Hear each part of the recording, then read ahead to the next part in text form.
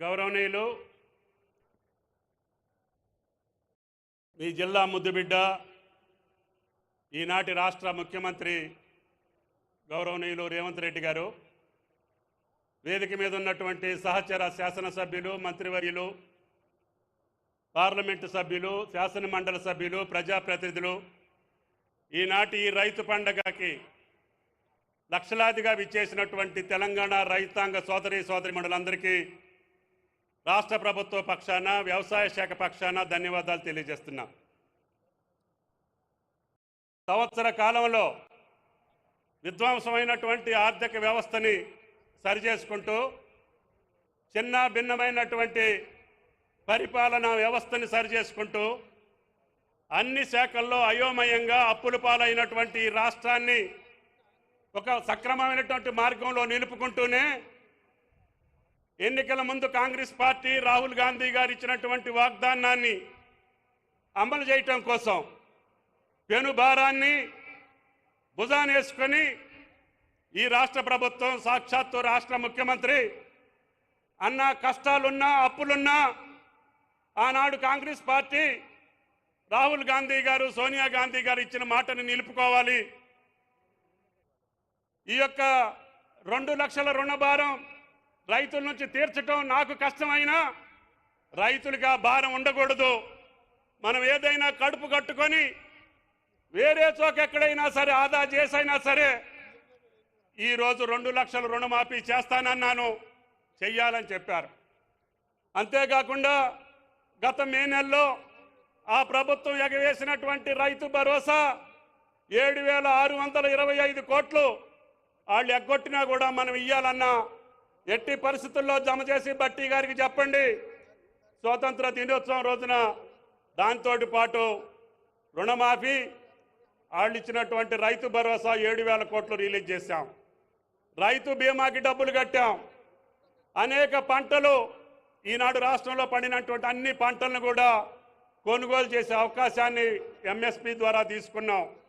రైతాంగానికి పెండింగ్లో ఉన్నటువంటి అన్ని సమస్యల్ని పరిష్కరిస్తూనే ఈనాడు భారతదేశంలో అత్యధికంగా నా రైతులు పండించినటువంటి వరి ధాన్యాన్ని కొనే బాధ్యతను కూడా ఈ ప్రభుత్వం తీసుకుంది. ఆ వరుణ దేవుడు కరుణించాడు, ఈ రాష్ట్ర ప్రభుత్వాన్ని ఆశీర్వదించాడు. తెలంగాణ రైతాంగానికి ఎకరానికి 40 నుంచి 50 బస్తాలు ధాన్యం పండేటటువంటి అదృష్టం ఈనాడు తెలంగాణ రాష్ట్ర రైతాంగానికి దక్కింది. భారతదేశంలోనే అత్యధిక వరి ధాన్యాన్ని పండించినటువంటి నా రైతన్నకి ఏ కష్టం లేకుండా వరి ధాన్యాన్ని కొనుగోలు చేయాలి అని చెబితే ఉత్తమ కుమార్ రెడ్డి గారు చిరుజల్లులు పడ్డా, తుఫాన్లు వచ్చినా, రైతులు ఇబ్బందుల్లో ఉన్నా కష్టకాలంలో ఉన్నటువంటి రైతాంగాన్ని పకడ్బందీగా వరి ధాన్యాన్ని కొనుగోలు చేస్తున్నాం. అదృష్టం ఈరోజు బయట మార్కెట్లో కూడా మంచి ధర ఉంది. 31,100కి ఇంటికొచ్చి కొనుక్కెళ్తున్నారు, కళ్ళాల్లో కొనుక్కెళ్తున్నారు. రైతుకు రూపాయి రావాలి, మీరు రిస్ట్రిక్షన్ పెట్టబోకండి, వాళ్ళు ఎక్కడ రూపాయి వేస్తే అక్కడ అమ్ముకునేటటువంటి వెసులుబాటు ఇవ్వండి అని చెప్పి ఉత్తమ గారిని మేము కోరాం.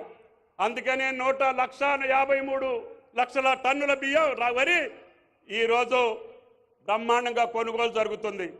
అదేవిధంగా అన్ని పంటలకి కొనుగోలు చేస్తున్నాం.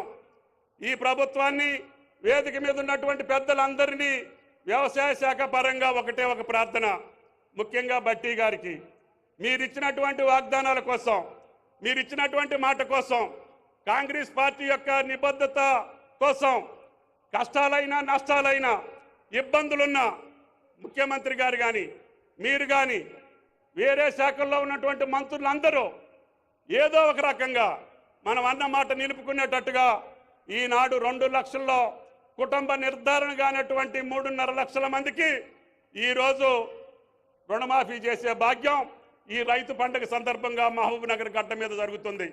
కాబట్టి ఆ పండుగ సందర్భంగా విచ్చేసినటువంటి ముఖ్యమంత్రి గారికి మనం అందరం కూడా ఆయన్ని శక్తి సామర్థ్యాలుగా ఇంకా మిగిలిన సమస్యల పరిష్కారం చేయటం కోసం ఆ భగవంతుడు ఆశీర్వదించేటట్టుగా మీరు ప్రయత్నం చేయాలని మన అందరి సపోర్టు గౌరవ ముఖ్యమంత్రి గారికి, ఫైనాన్స్ మినిస్టర్ గారికి ఇవ్వాలని చెప్పి, అదేవిధంగా రాష్ట్ర రైతాంగం అందరూ వచ్చారు, ఆయిల్ ఫామ్ పట్ట వేయమని చెప్పి నేను పదే కోరుతున్నా.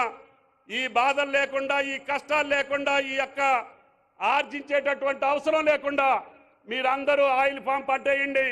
రేపు రాబోయే 4 సంవత్సరాల్లో అన్ని జిల్లాల్లో ఫామ్ ఆయిల్ ఫ్యాక్టరీలు కట్టి రైతు కళ్ళల్లో ఆనందం చూసేదాకా ఈ కాంగ్రెస్ ప్రభుత్వం వెనకడుగు వెయ్యదు అని చెప్పి మీకు ఈ సందర్భంగా మనవి చేస్తూ, మిగతా మనకి ఇచ్చే విషయాలు, ఇవ్వాల్సిన విషయాలు బట్టి గారు ముఖ్యమంత్రి గారు చెప్తారు. నేను మాట్లాడటం అంత మంచిది కాదు అని చెప్పి మీకు ఈ సందర్భంగా మనవి చేసుకుంటాను.